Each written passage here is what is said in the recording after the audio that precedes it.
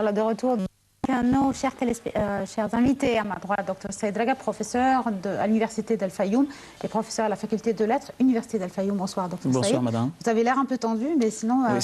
ça va bien aller. Et devant moi, Dr Assam Abdel Fattah, professeur d'analyse de discours. Bonsoir, Dr Assam. Voilà, donc j'avais présenté au début de l'émission que l'émission est consacrée aujourd'hui aux perspectives économiques en Égypte, notamment après les mesures, les deux réformes économiques qui ont été entreprises par le gouvernement égyptien, à sa tête le chef de l'État Abdel Fattah el-Sisi. On a commencé les réformes et en même temps, comme on l'a suivi à travers les commentaires, on lutte contre le terrorisme. Apparemment, les dernières déclarations du chef de l'État, du Premier ministre, du ministre des Finances, que l'essor économique a commencé effectivement depuis ces réformes, par la libéralisation du taux de change en Égypte et par la décision de laisser flotter aussi la monnaie égyptienne. Voilà, donc aujourd'hui, on se demande, est-ce que, comment vous, en tant que professeur, vous voyez, en tant que docteur aussi, vous voyez en tant que citoyen égyptien, comment vous pouvez sentir cet essor économique dans le cadre des réformes qui sont peut-être un citoyen assez difficile, surtout pour les pauvres. Comment vous, personnellement, vous percevez ça aujourd'hui?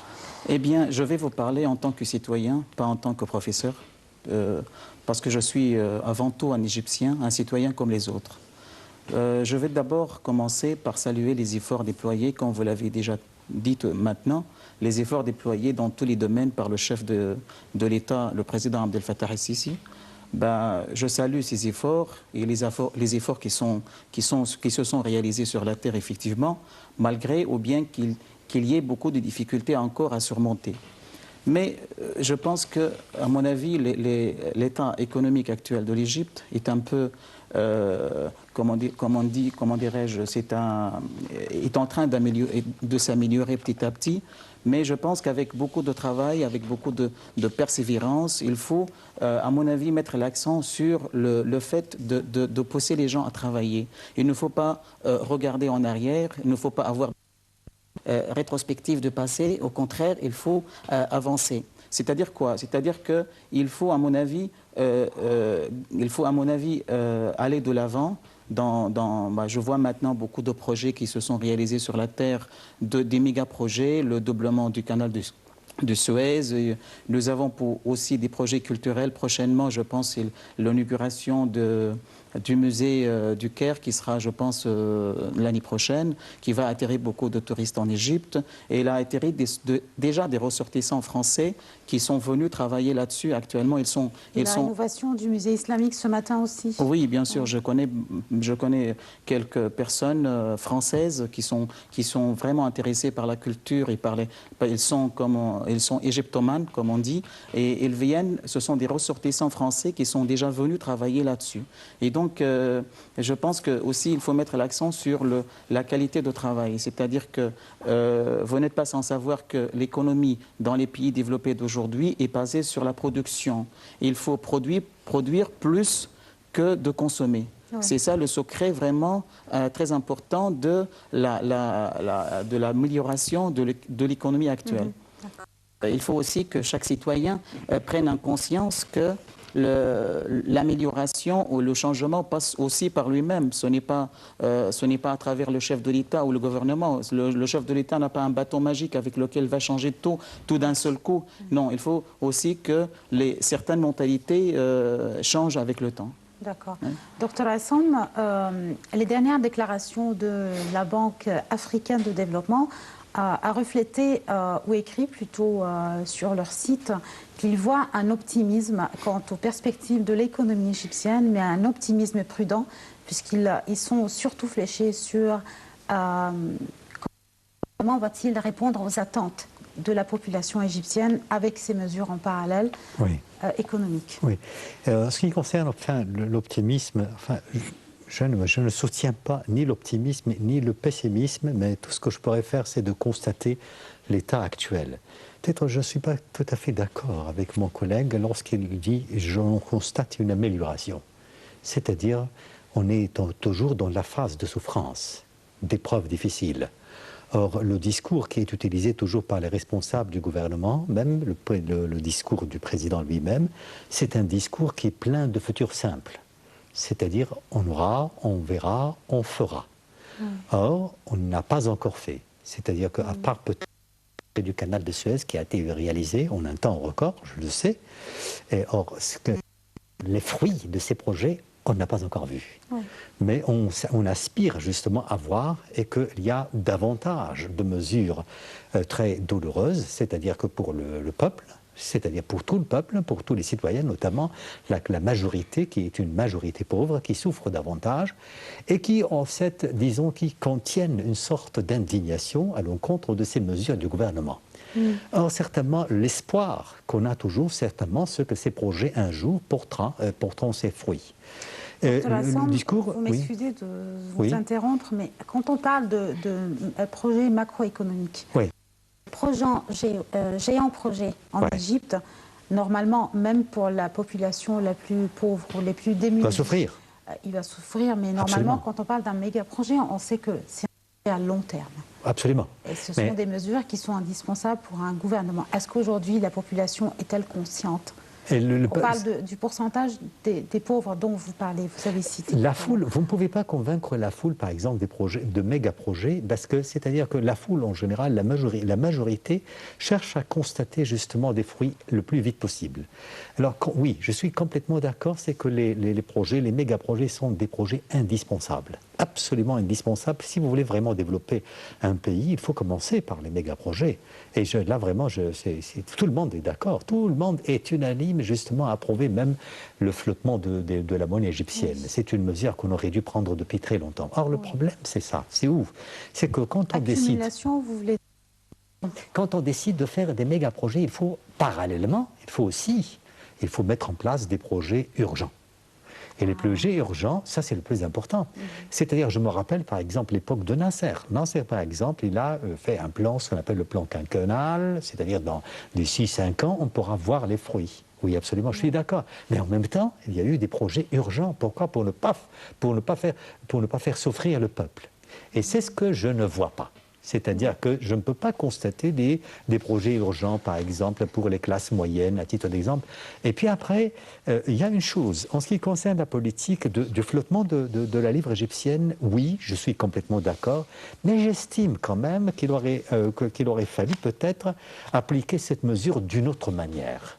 C'est-à-dire d'une manière à éviter la extrême, par exemple, des classes pauvres, et en même temps, disons, charger un petit peu les classes riches de plus de poids ou de fardeau. C'est-à-dire, par exemple, à travers ce qu'on appelle ici la fiscalité progressive, on aurait pu quand même éviter ces lacunes. Et puis après, il y a d'autres crises. On n'a jamais vu des crises pareilles, c'est-à-dire que les denrées alimentaires et tout ça, ces crises, non pour une seule raison, non pas le flottement de la livre égyptienne, mais la corruption. Et la corruption, c'est la maladie incurable qu'on n'arrive pas justement à éradiquer. D'accord. Je reprends une des déclarations de Dr Hassam qui surtout s'axe aujourd'hui, comme la plupart de la population et aussi le chef de l'État qui est surtout intéressé plutôt aux plus pauvres, avec ce taux de pauvreté en Égypte. Je reviens du ministère de la Solidarité sociale. Dr Ghadaoueli, elle avait déjà affirmé qu'elle œuvrait beaucoup, qu'elle avait déployé beaucoup d'efforts, que le ministère, il est en parallèle avec les mesures économiques qui sont entreprises par le gouvernement et qu'aujourd'hui, le ministère dépend surtout sur les organisations de société civile. Ouais. C'est une question, ces organisations sont-elles suffisantes face à ce grand taux de pauvreté dont la responsabilité au ministère de la Solidarité sociale est attribuée aujourd'hui? C'est suffisant ou pas? De répondre à votre question, je donne mon aval à ce que vous venez de dire, Dr Hassam, parce que oui, je suis d'accord avec vous, effectivement, sur un tas de questions. Mais le problème, c'est que, avant de parler du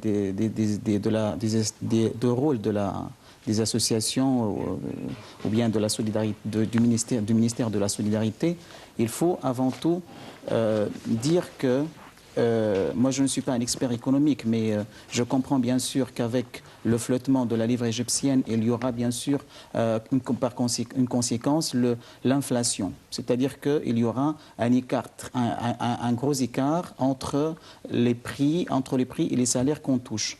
Et c'est ça la pauvreté dans des classes moyennes. C'est-à-dire que les classes moyennes sont en train de souffrir de plus en plus à cause de ça.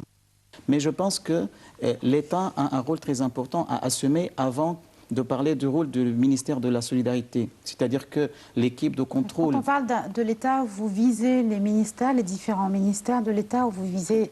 Oui, bien sûr, mais avant de parler du ministre, par exemple, du ministère de la Solidarité, il faut aussi parler des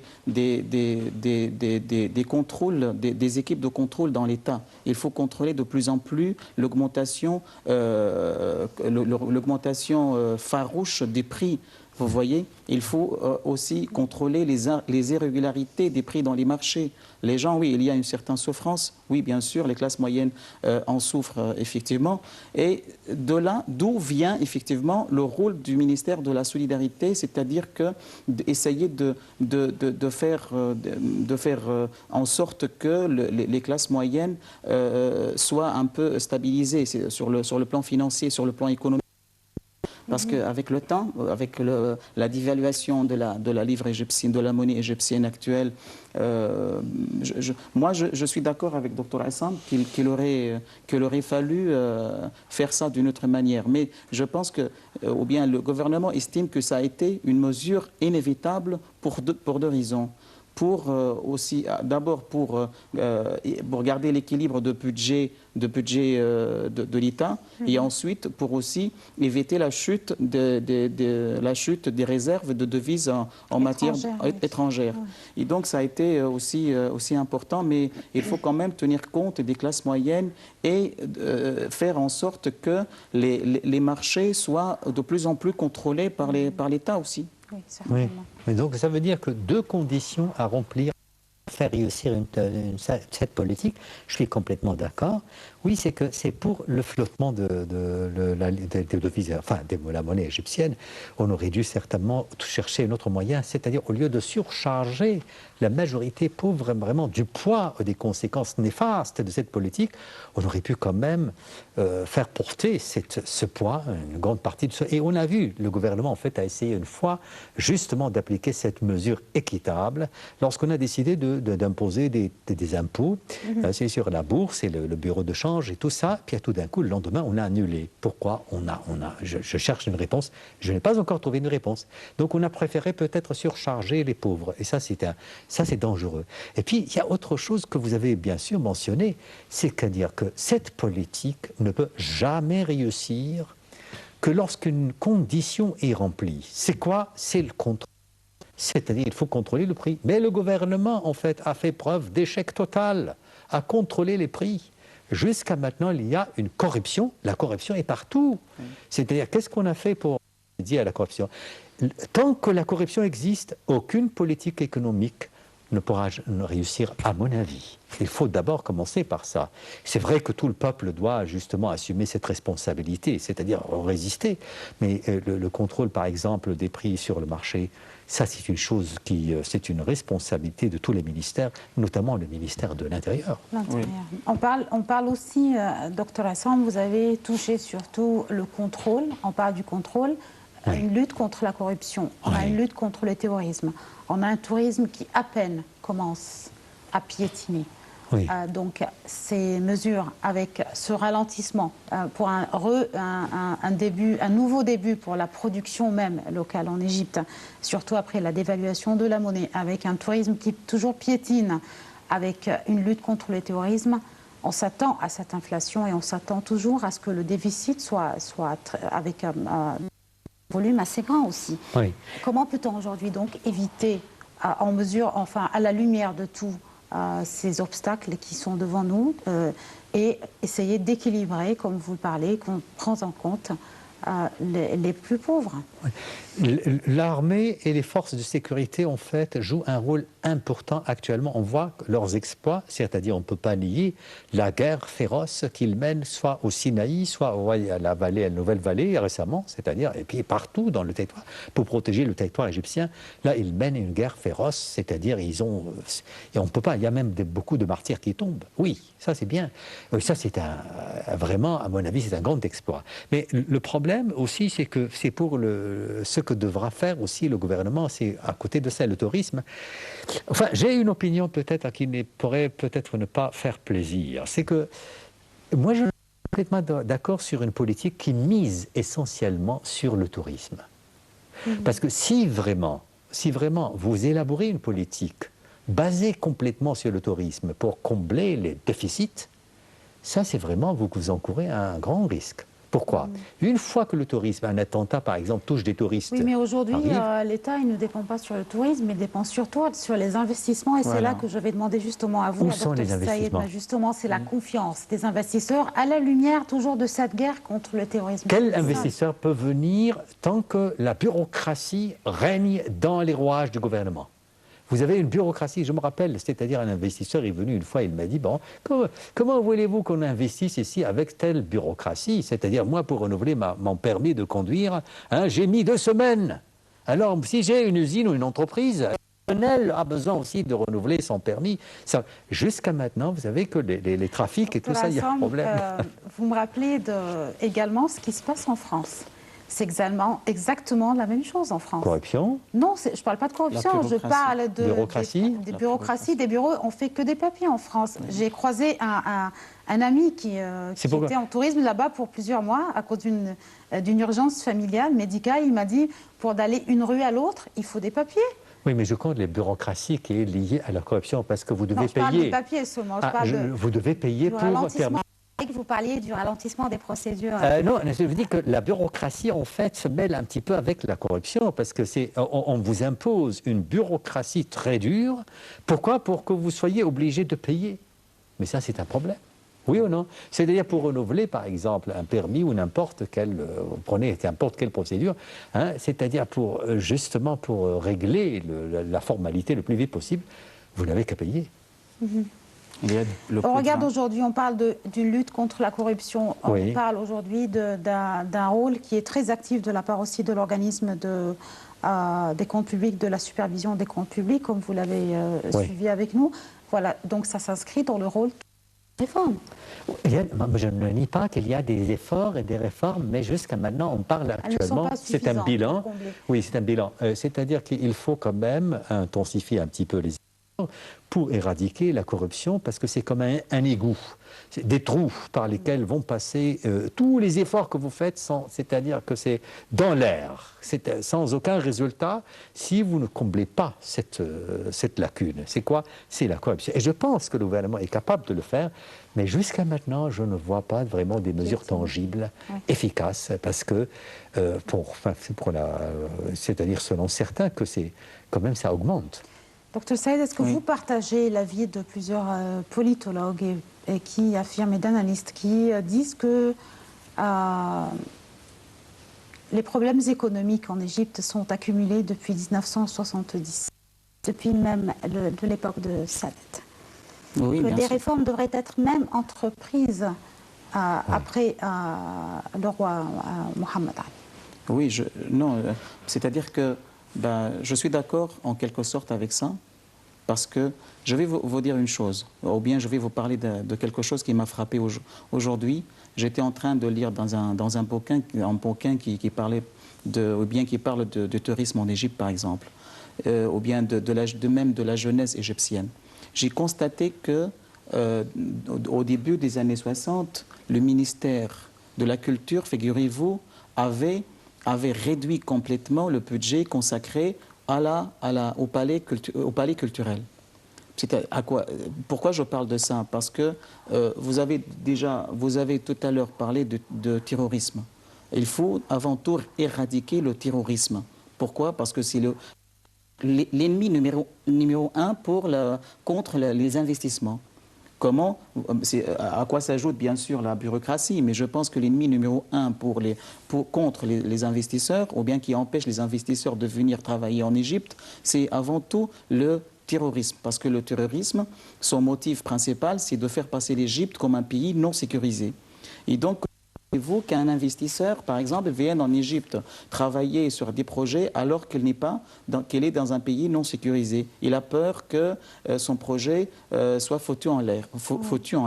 Oui, mais aujourd'hui, le terrorisme, il a touché la Turquie, le terrorisme, il touche toujours la Belgique, le terrorisme a touché la France, le terrorisme a touché partout, en fait, de par le monde. Mais pourquoi l'Égypte, justement, pourquoi ce sont là que les restrictions pour le voyage en Égypte sont faites? Le problème, c'est que le fait de traiter le terrorisme en Égypte, à mon avis, j'ai une opinion personnelle, je ne sais pas si ça vous fera plaisir ou pas, mais je vais le dire quand même, c'est que on traite le problème de terrorisme d'un seul point de vue. C'est les mesures sécuritaires, c'est les forces de sécurité qui essayent de traiter souvent le problème de terrorisme. Alors que le terrorisme, c'est un problème à base idéologique. Ce n'est pas seulement avec la force résoudre le problème du terrorisme en Égypte, à mon avis. Il faut qu'il y ait un certain débat, il faut qu'il y ait un travail intellectuel de plus en plus avec... On a parlé maintes fois avec Dr Aissam dans les épisodes précédents, on a parlé du rôle de l'organisation de l'Azhar, de l'institution, pardon, de l'Azhar. Ce n'est pas seulement On a parlé d'une culture, de l'idéologie en Égypte aussi, mais... L'éducation, l'enseignement. Ce n'est pas seulement l'éducation. Le terrorisme, combien représente-t-il, si on parle de pourcentage, comme base principale pour des investissements directs de la part des investisseurs. Si on parle d'un climat, mais quand les investisseurs ils sont affolés par ces méga projets, les projets macroéconomiques, qui en fait, leur revenu devrait être beaucoup plus grand que l'idée même de venir en Égypte et d'avoir entre guillemets l'idée que c'est un pays qui lutte contre le terrorisme. Oui. Ce n'est pas normal. Oui, mais je vais vous poser une question je vais vous poser une question tout à fait simple. Qu'est-ce que vous faites, par exemple, si vous êtes dans un pays et on vous dit qu'il y a quelque chose ou bien votre vie est en danger? Vous allez tout de suite quitter le pays. Si vous travaillez, vous allez quitter le travail parce que... Je reviens à la même question, Dr Saïd. Il y a un terrorisme en Turquie, il y a toujours du tourisme. Oui. Il y a du terrorisme en France, il y a toujours du tourisme. Il y a du terrorisme en Belgique, on envoie toujours les étudiants pour étudier en Belgique. Oui. Et la dernière fois, avec l'attentat qui a été perpétré contre l'église chez nous, Saint-Marc et...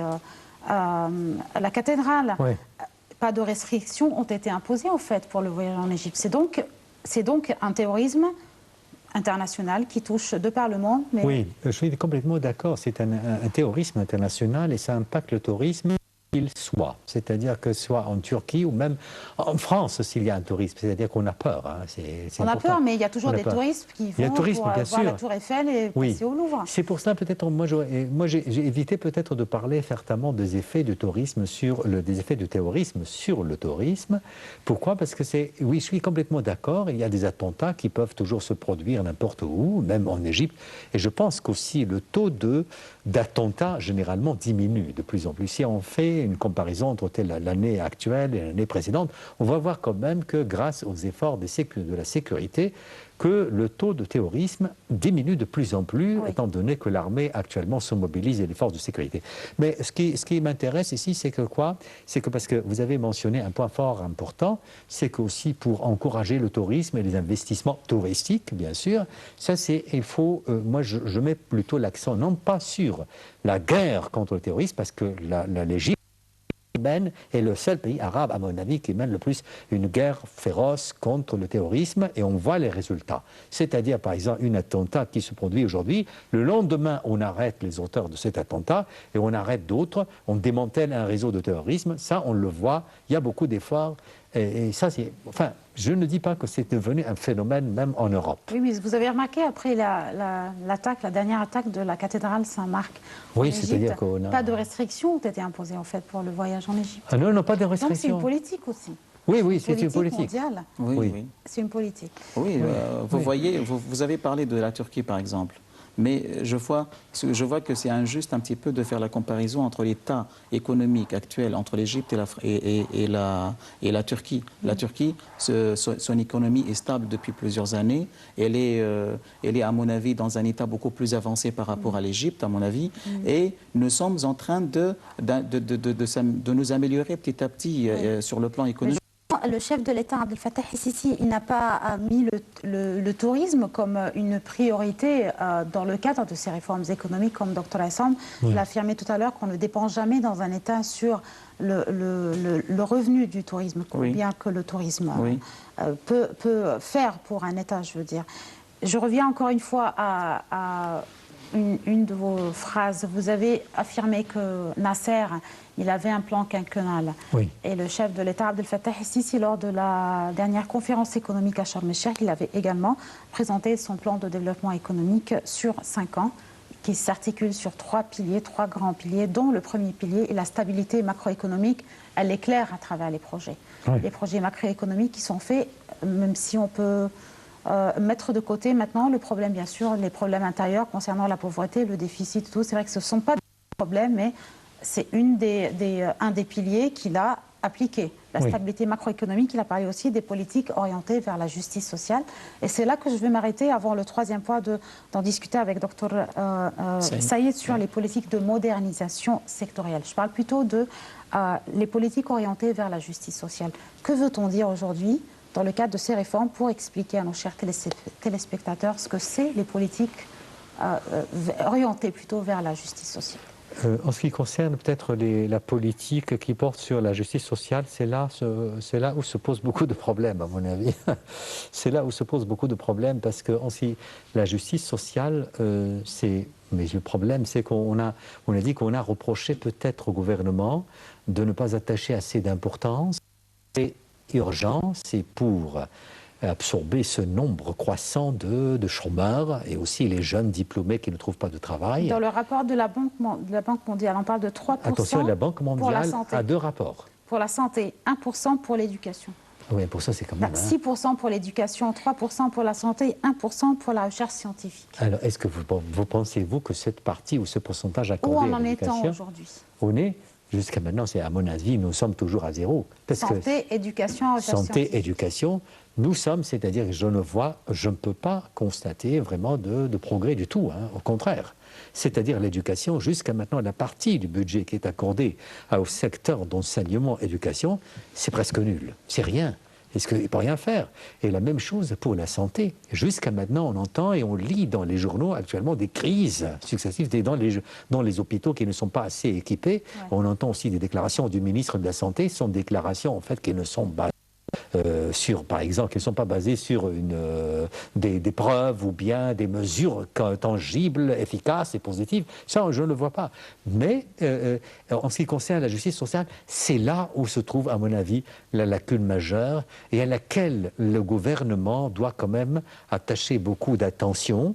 Et parce que ça, c'est là où se trouve vraiment, à mon avis, c'est là où se trouve la bombe à retardement. Donc, à vrai dire, donc la santé, l'éducation, la recherche scientifique sont les 3 mots-clés pour une orientation vers la justice sociale dans la réforme économique. Si on parlait de la modernisation sectorielle, on parle de logement, on parle de méga-projets, on parle également des PME, des petites et moyennes entreprises, un des domaines dans lesquels sont investis surtout les jeunes à travers les conférences qui ont été faites. Que pensez-vous surtout de cette orientation vers les petites et moyennes entreprises, un des piliers les plus importants aussi pour les jeunes en Égypte dans le cadre de ces réformes économiques? Oui, je reste toujours optimiste là-dessus. C'est-à-dire que je vois quand même, des problèmes accumulés déjà d'il y a longtemps qui influencent un petit peu l'idée de la justice sociale, comme vous l'avez dit. Mais je pense qu'avec les méga-projets et avec ce qu'on fait sur la Terre maintenant, je reste optimiste. C'est-à-dire que on doit attendre un petit peu, ou bien le peuple doit se montrer un petit peu patient pour voir un petit peu à la fin le fruit de ce projet actuellement. Mais je suis d'accord sur le fait que la société égyptienne devient de plus en plus hiérarchisée. Et la société devient fortement hiérarchisée à cause de cet écart entre la classe moyenne et le haut de panier. C'est-à-dire que les riches sont devenus très riches et les pauvres, ou bien la classe moyenne, est en train de s'appauvrir petit à petit. Mais je pense que le résultat tangible qu'on verra à la fin, c'est en attendant un petit peu le fruit des projets qui sont en train de se réaliser sur la terre. Comme vous l'avez dit, par exemple, je ne peux pas nier le logement, les projets de logement que le président Abdel Fattah el-Sisi inaugure, et il a inauguré plusieurs fois des méga-projets comme ça. Ça, c'est un point, à mon avis, lumineux pour l'avenir. Il ne faut pas... Le tableau est vraiment très sombre, oui, mais il faut quand même qu'il y ait une lueur d'espoir au fond du tunnel, comme on dit. C'est-à-dire qu'il faut pousser les gens à travailler, il faut aussi se patienter pour voir un petit peu avec le temps le fruit du travail effectué sur la terre. Mais il faut avant tout il faut ne pas oublier la classe moyenne, c'est-à-dire que la subvention, je vois que la réduction de subventions à l'énergie ou bien à d'autres choses doit être faite progressivement, parce que ça va toucher les classes moyennes. La réduction, il faut que le gouvernement assure les articles nécessités pour les classes moyennes. Il faut aussi contrôler les prix. Il faut concevoir une politique favorable aux classes moyennes les plus défavorisées en Égypte. Mais je tiens à ce que j'avais dit tout à l'heure, qu'il faut quand même être optimiste et aussi se patienter un petit peu, parce que vous voyez, le président, il travaille depuis 3 ans seulement sur beaucoup de choses, et le gouvernement aussi. Et nous avons beaucoup de problèmes. Vous n'avez pas mentionné, par exemple, l'explosion démographique en Égypte. Il y a beaucoup de chômeurs, il y a beaucoup d'habitants de plus en plus. Il y a chaque 3 secondes, il y a un bébé qui est né en Égypte. Nous avons plein de problèmes qui sont accumulés depuis... Donc c'est une responsabilité qui devrait assumer les ministères et pas seulement le chef. Numéro 1, le gouvernement, oui, le ministère aussi. Le ministère de quoi? Le ministère... Tous les ministères Logement, Habitat, ministère de la Solidarité sociale, ministère... Oui, mais vous voyez, vous avez parlé tout à l'heure de l'éducation, le budget de l'éducation. Donc on va donc parler d'une orientation dans le cadre de ces piliers. Si on parle des petits détails concernant la croissance démographique. Mais oui, mais d'abord... La migration urbaine aussi, on a beaucoup de... Voilà. J'ai parlé il y a quelques jours avec un copain, parce que moi je suis originaire de la campagne. Moi je vois beaucoup de gens qui, actuellement, je pense que la campagne va disparaître petit à petit, parce que les gens commencent à construire des maisons sur les terres agricoles. Vous voyez? J'ai déjà parlé avec un copain, il est campagnard comme moi, il m'a dit, mais écoute, où voulez-vous qu'on crèche? Où voulez-vous qu'on habite? Si on me donne, par exemple, de la terre dans le désert... C'est pour ça que c'est à cause de sa croissance qu'aujourd'hui, la nouvelle capitale administrative a été inaugurée. Voilà. Mais donc on a toujours un problème et aussi une solution. C'est vrai que la solution ne pourrait pas être suffisante pour le moment, mais il y a toujours un... Mais le projet de la capitale, je pense, il est en train il est en voie actuellement, mais je pense qu'il y a des problèmes à côté, mais ça va voir le jour avec le temps. Je pense le projet de la capitale, ça va créer beaucoup d'emplois aussi. Mais il faut s'intéresser de plus en plus aux personnes âgées. Il faut s'intéresser aussi à la santé. Vous avez évoqué le problème de santé. Les hôpitaux, chez nous, par exemple, dans les provinces, je ne parle pas du Caire. C'est une politique de justice sociale. Voilà, la justice sociale. L'État, les hôpitaux, ou bien les hôpitaux publics dans les provinces sont dans un état lamentable. Il faut que C'était la réunion que le chef de l'État a consacrée en fait avec le ministère de la Santé concernant la modernisation des hôpitaux publics. Je veux, avant d'achever ce programme aujourd'hui, on a beaucoup en fait à dire concernant ces réformes économiques. Je vous pose la question, Dr Assam. On a un plan de réforme économique présenté par le chef de l'État lors de la conférence de Sharm el-Sheikh qui s'articule, comme je l'ai cité, sur 6 piliers, mais pour des années fiscales. La dernière année devrait être 2018-2019. 3 grands points, 3 grands piliers à être accomplis pour l'année fiscale 2018-2019. Au moment où les derniers rapports de la Banque mondiale, de la Banque africaine de développement, les dernières déclarations des délégations américaines en Égypte parlent d'un optimisme toujours et des progressions concernant ces réformes économiques. Oui, c'est Vos questions, vous voulez savoir si je suis optimiste ou non? Non, l'année fiscale 2018-2019, que pourrait-on voir concrétiser en Égypte en tant que réforme économique? Écoutez, c'est que ce qu'on peut voir, c'est-à-dire une des grandes réformes, c'est-à-dire qui sont en voie de s'achever, c'est le projet des voies, de la construction. Ça, c'est aussi, il y a de nouvelles terres agricoles. Je pense qu'on va cultiver des terres agricoles. Il y a aussi un projet à côté de l'Alamein.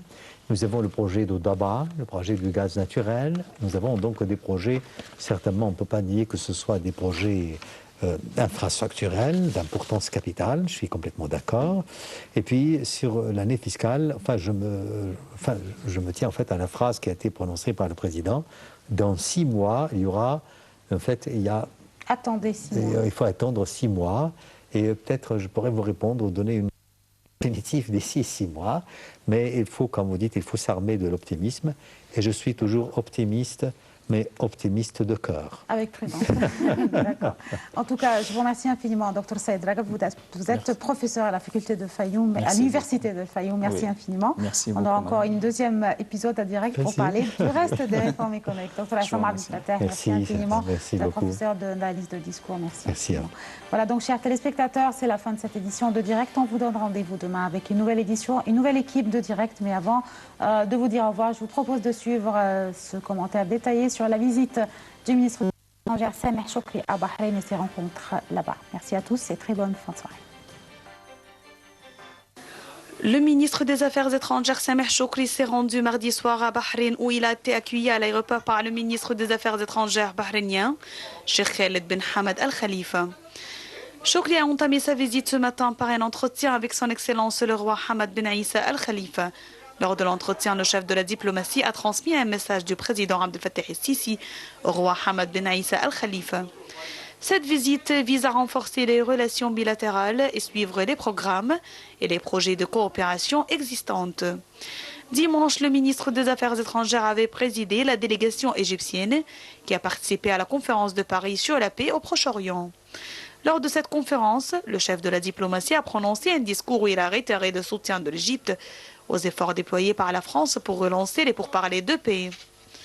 Avant son départ au Paris, Sameh Choukri était en visite en Allemagne où il a tenu une série d'entretiens avec de hauts responsables, entre autres le ministre de l'Intérieur, le vice-président du Parlement et son homologue allemand.